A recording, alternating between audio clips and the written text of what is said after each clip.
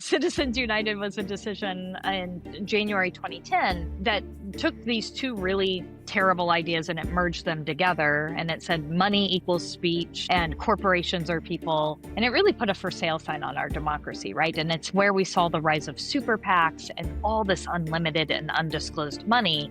And what we've seen is that now the entire system is really bent toward the money. The policy outcomes are bent toward the money. We see gridlock and dysfunction on all of our most pressing policy priorities. I think everybody wants there to be less money in our politics. And the question is, how do we do it? We have to have super PACs because how can I compete with these two machines that have an institution that, yeah, go pass a disclosure bill. Okay, well, the money's going to find its way to politics. Okay, how's it going to find it? Well, the only vehicles left are the Democratic and Republican Party, and they then become de facto laundromat in our political process. We just won our initiative in Maine. We got 74.9% of the vote. We got the most votes, more than 600,000 votes. That's more votes than any politician has ever gotten in the history of the state of Maine. All voted to limit super PACs. Okay, welcome back, everybody, to the Independent Voter Podcast. We have a very special guest today. We talk a lot about election reform, but related there is one of the big issues. We just sent a big survey in California. I think among independent voters, like 95% are like, we need some kind of campaign finance reform. We all know money in politics is an issue. Question is, how do we solve it? Which is why we have a very special guest today. Tiffany Muller is here from End Citizens United. Tiffany, welcome. Why don't you introduce yourself to our listeners and let us know what you've been working on? Well, thanks so much for having me on today. It's such a joy to be here with both of you. Hi, everyone. I am Tiffany Muller. I am the president of End Citizens United. And we are a people powered organization with about 4 million members across our country. And we work on getting money out of politics and restoring power back to the people. And we believe that we need to get this corruption out of our government. And so that is what we do every day, is try to make sure we have the right people in office so we can get the right reforms passed. That's really great, Tiffany. It's great to see you. And thank you for all of your work as a pro-democracy activist who's trying to make the world a better place and get the money out of the politics and out of our political system. I'm really curious, what first drew you to this work? Yeah, that is a great question. I feel like my career has always been about being a voice or fighting for those who don't have voice in our system, right? So I actually started off as a social worker doing domestic violence and sexual assault work. Oh, wow. Yeah, very, very different, but at the same time, kind of the same, right? It is about a group of people who didn't have enough voice in the systems that were supposed to be protecting them. So that was also where I first started to understand the connection between the election outcomes and the policies that we could get passed on the state level. I then went to work on LGBTQ rights. I was actually the first LGBTQ open public official in the state of Kansas. I was on the Topeka City Council. And you were on the you were an elected official. That's so cool, Tiffany. I was at like Good the for ripe you. old age of like 25 or something. Even better. That's so Which cool. was obviously just yesterday, right? And it was about, I was working to expand anti-discrimination protections at the time. Yep. And how could we actually change the law to actually be able to better protect our community? And then that led me to working for Governor Sebelius in Kansas. And I got to see all of the impacts every single day that her administration had on people's lives. And that's how I got started in this. And then I was a chief of staff on the Hill for 2 members of Congress. And here at In Citizens United, I feel like I take a little bit of pieces of all of those and put them together into this effort, which is, again, really about who gets to have a say in our democracy, right? Who gets to have power and voice in our democracy. And we think it should be the people, not just the folks who can write the biggest checks. Yeah. So let's get into some of like the mechanics stuff and everything of actually, okay, how do we do this? So like, what issues, what is there legislation? Is there illegal? Like Cara's been working on a lawsuit that like to bring the right question to the Supreme Courts, right? Because you can't just turn Citizens United. You got to bring another question to the court, right? That in effect overturns it. So what is it you're working on? Is there specific legislation? Like I want to get into like the details, right? We all want a I better love democracy. details. We all want, to get money out of politics, but we're going to have more than half of our listeners. They're going to be suspicious and say, "Well, what are you really Uh-huh. doing?" Right? So tell us the detail. Yeah. Well, first, for all your listeners who maybe don't read Supreme Court cases for fun, Citizens United was a decision in January 2010 that took these two really terrible ideas and it merged them together. And it said money equals speech and corporations are people. And it really put a for sale sign on our democracy, right? And it's where we saw the rise of super PACs and all this unlimited and undisclosed money. And what we've seen is that now the entire system is really bent toward the money. The policy outcomes are bent toward the money. We see gridlock and dysfunction on all of our most pressing policy priorities. So I actually agree with you. I think everybody wants there to be less money in our politics. And the question is, how do we do it? And we just And so won our initiative, Tiffany, in Maine. We got 74.9% of the vote. We that's got the right. most votes, more than 600,000 votes. That's more votes than any politician has ever gotten in the history of the state of Maine. Any initiative, literally, when I go to the market, I look around and I can say, like, 3 out of 4 of these people in the market right now, maybe even 4 out of 4, all voted to Yeah. limit super PACs. Exactly. And it doesn't matter whether they are Republican voters, independent voters, Democratic voters. Totally. It's a They nonpartisan.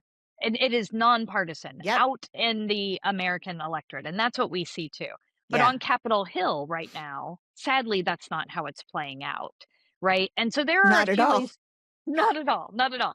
There are ways to address this. We can pass a constitutional amendment. That is hard, and it is going to take us time to be able to do that. We can get the Supreme Court to overturn itself, which, Cara, you are working on. Well, no, not exactly, because we're not trying to get them to overturn Citizens United.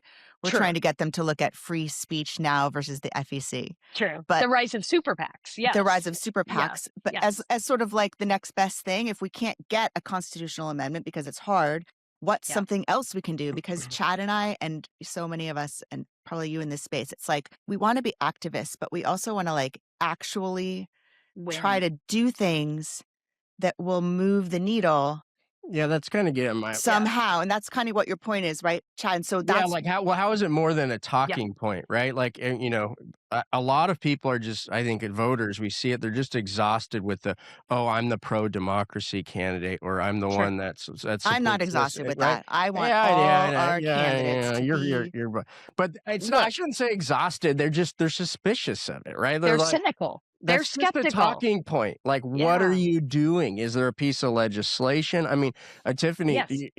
I'm gonna ask you the hard questions. Like, if you go on the Citizens United website and the candidates you support, it looks to me like a person asking a question would go, "This is just a front to elect a bunch of Democrats." Because I don't know, maybe I missed them, but I didn't see any I I don't think Republicans. that's what it is. It's just that there's No, I more know. Democrats who That's why are I'm on giving the you side of the I'm not angels. saying it is. I'm saying give it the platform. Answer the question to the person who goes there and says, "This is just a bunch of Democrats." Like, if this was a nonpartisan effort, there'd be some Republicans on here. What do you say to that? Well, I love hard questions. So you are not going to scare me away. Mm. Like, there's no worry about that. Look, who is in office matters. And right now, there is a difference between the two parties and who is willing to address these issues. And there's a whole lot we could get past tomorrow with a simple vote of Congress if they would just put it on the floor and vote on it. But So, we know example, but right not now, happening. the Republican Party has doubled down on taking the big money, taking the dark money, trying to push voter suppression. And right now, they actually won't co sponsor any of these efforts. Now, I will say one difference. There are Republicans on the stock trading ban, which we push for every day. We believe that if you are a member of Congress, you shouldn't be trading and selling stocks because you're supposed to be there for the public good, not lining your own pocket with insider information. But for the So I most just part, did a big story on this yesterday about the stock trading ban. yeah, And, yes, there's 170 people on one discharge petition and there's 60 people on another discharge petition. And, there's all these different vehicles to get it done, but they don't ever meet the threshold. Yet everybody gets to walk around saying, like, I'm doing this. I don't think, but it doesn't pass. The gridlock between the two parties literally keeps these issues that all the American Yeah. people support from happening. And it's like Yes. this breakdown, Tiffany, in our politics, where even things that, like, of course they shouldn't trade stocks. Of course they Of shouldn't course. be in all those meetings, getting all those briefings. They shouldn't be in charge of regulating the EPA and the FCC and the SEC and be able to influence with money the politics, either on the campaign finance side, but they also shouldn't be able to themselves make decisions whether or not, like, I'm going to buy this defense contractor stock, for example, and then Yeah. I'm going to vote in favor of a $900 billion defense budget. And it's going to benefit me personally Yep. from doing that. Like, I but mean, look, the only reason we're having to go discharge petition on this right now is that Mike Johnson has refused to bring this up for a vote on the House floor, right? there's 2 And discharge petitions, as you there know. there And are. one of them And has only Democrats on it. because that one actually would apply to not just members of Congress, but actually would apply to the executive branch as well, because we are seeing the So, abuses of yes. power, right? Yes. And so we do believe that there needs to be a stock trading ban that actually does encompass more than just members of Congress. But Look, would you here's the take other it? thing. But why wouldn't all the Democrats get on the one that has the Republicans that has the chance of getting to 218, even though it excludes the president and the vice president? Like, why wouldn't, if they I really think we wanted to have a do it? shot. I actually disagree that we don't have a shot to get to 218 on the one that has 170. I think we do have a shot to get to 218 on that one. I think that there are a number of Republicans who believe that we should pass this and that it should be broad. And so we will see. It just started, right? That discharge petition was just filed 2 weeks And like ago. a month ago, I think. They weren't in session for a couple of those, so I think I think it's only been a few weeks that they've actually been there. Look, here's the other thing. You asked, what can we get done? We could make sure there was full disclosure and transparency on all election spending with a simple vote of Congress. And yet, every single time it has been up for a vote since 2012, it's been filibustered and blocked. But we deserve transparency to know who's trying to influence our election outcomes. Let's go into the details, right? Because I'm not arguing with you, right? But let's just go to the reality of how elections work. So, for example, there's a viewpoint. This is an independent voter project. An independent candidate. Independent voters love disclosure and transparency, in case you're wondering. Right. But course. it's not. That's my point. Is that yes, you can say this up here, but how do things really work? Okay, I'm a candidate that wants to run for office. How many PACs, committees, everything that you can have, that money gets sent to the party, and it's the Democratic Party that spends a lot of money supporting a candidate, or the Republican Party supporting a lot of money in the candidate through 15 million different committees with contribution limits that are $1 million and this and that. And then there's a perspective that maybe ought to be at least listened to of, well, we have to have super PACs because how can I compete with these two machines that have an institution that, yeah, go pass a disclosure bill? Okay, well, the money's going to find its way to politics. Okay, how's it going to find it? Well, the only vehicles left are the Democratic and Republican Party, and they then become de facto laundromats, right, in our political process. So that's really how it works. So when you say, "Oh, Actually, that's right? not really how it works. Of course it is.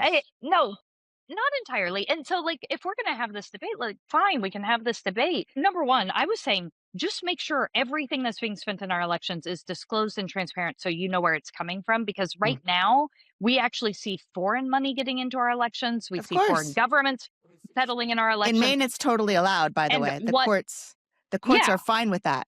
Right. I And can't what believe you it, but just they are. asked about, what you Right. just asked about had nothing to do with disclosure and transparency. I'm saying that disclosure and transparency, which is a main tool in rooting out corruption, rooting out straw donor schemes, rooting out foreign interference, should be the very least we could all do. I mean, look, Antonin Scalia believed in disclosure and transparency. This should be the very least we can do. Just let me respond to that, because I'm not arguing with you. I actually I believe you. I'm saying, but the way it really works, big money's But- not stupid, right? Big So my money point, isn't stupid, you but we can, fought it right? before and we have actually been able to see it get some of that money out of the system. We have had these battles in our country before. We have gotten through them and actually given power back to the people through passing real reforms. I mean, Mhm.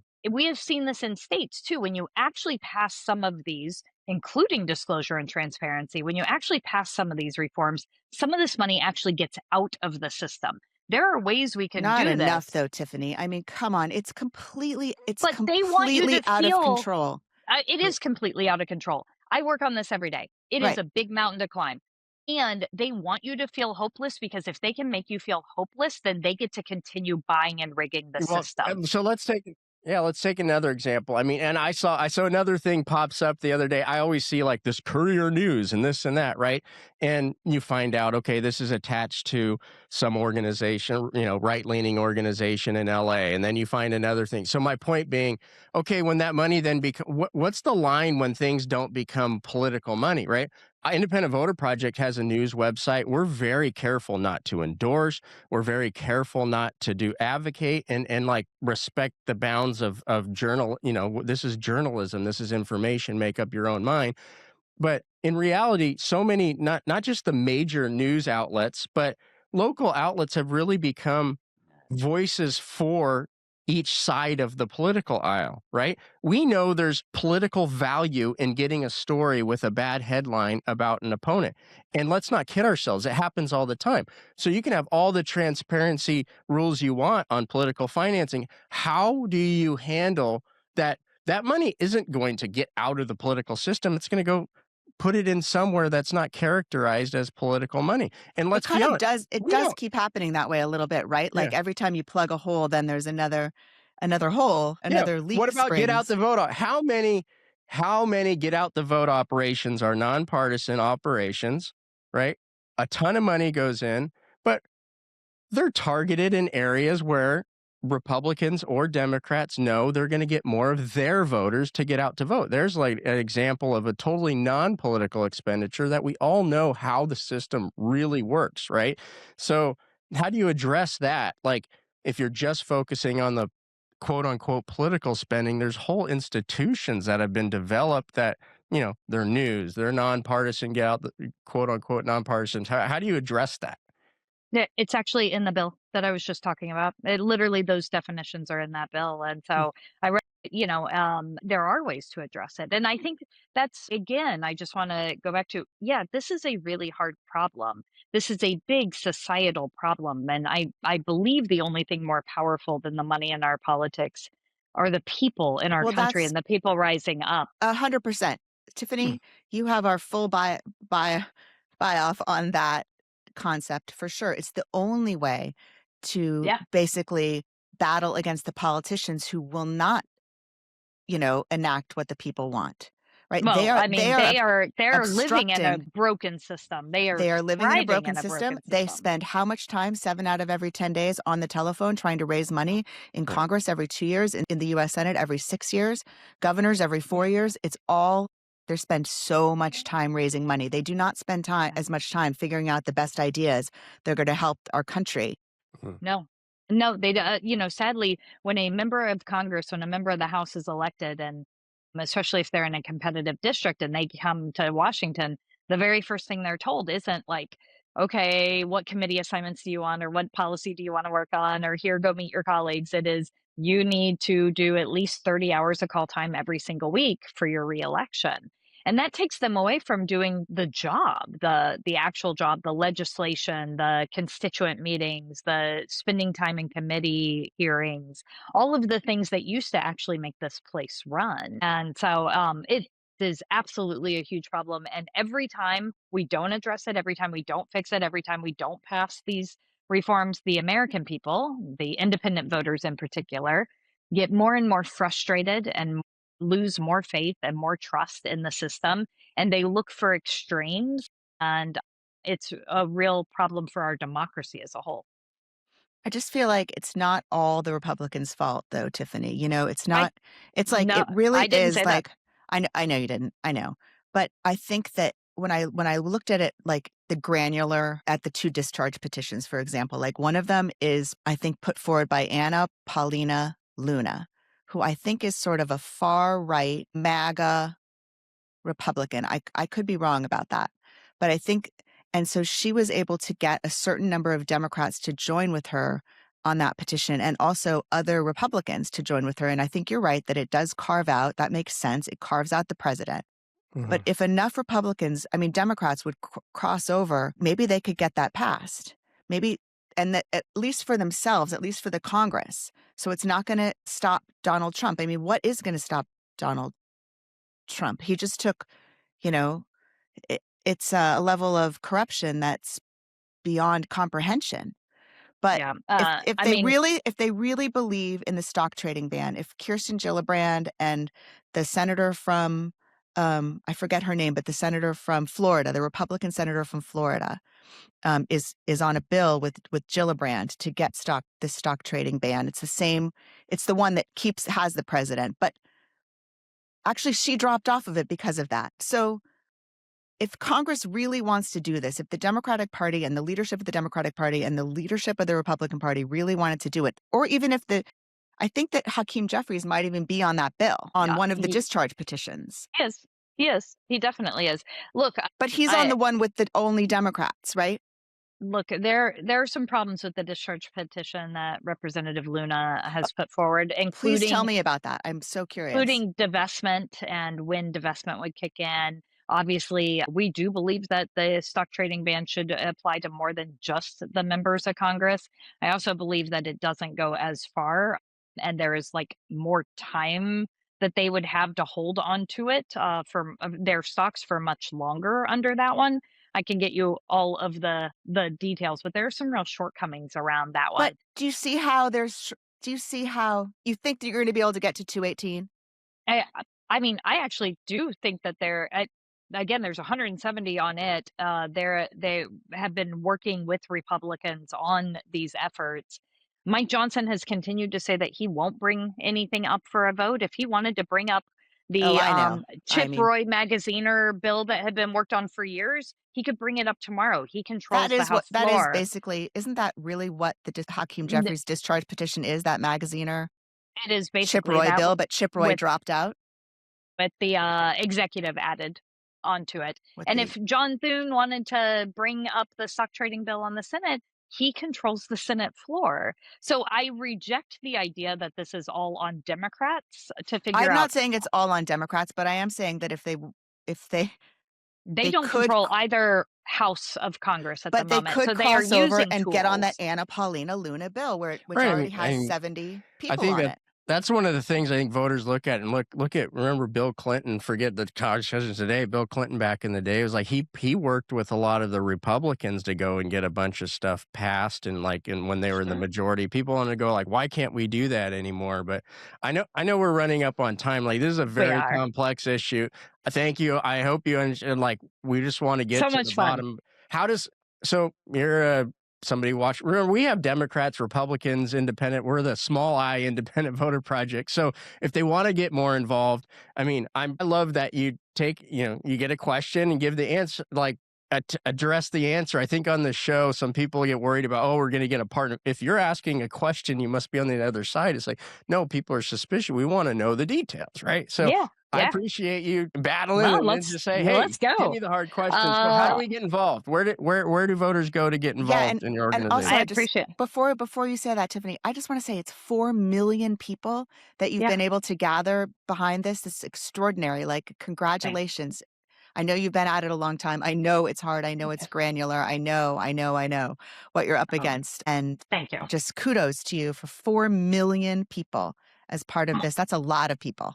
Well, come be a part of it. Go to endcitizensunited.org, endcitizensunited.org, and check it out. And we would love to have you in the fight with us. This fight is not going to end overnight, but it is an important one, and it's all about giving power back to the people. No, trust me, Tiffany, I am in the fight. I was the I chairperson know. of the Yeah. campaign to end super And PACs in Maine. congratulations. It's Well, I such a got it. big deal. Well, we won, but now it's in the courts, which is where we In need the to courts. be, right? We got our voting rights timelines like a 20, 30-year time. Unfortunately, these things take a long time, but thankfully we have people like Tiffany Muller who is, wakes up Sticking with it. and makes this something that they're passionate about. So, well, thanks everybody. I know this is a big issue for a lot of independent voters. So, hope you all listen to the show, get involved in organizations like End Citizens United, and come back and listen to us soon. Thank you so much, Tiffany. Thank you so much for having me on. Can't wait to come back. Okay, Bye. good. Yes, we'd love it. This is the Independent Voter Podcast, sponsored by the Independent Voter Project and produced by OLAS Media. Remember, you can always find the Independent Voter Podcast or the How It Really Works series at ivn.us. Follow and subscribe at olasmedia.com.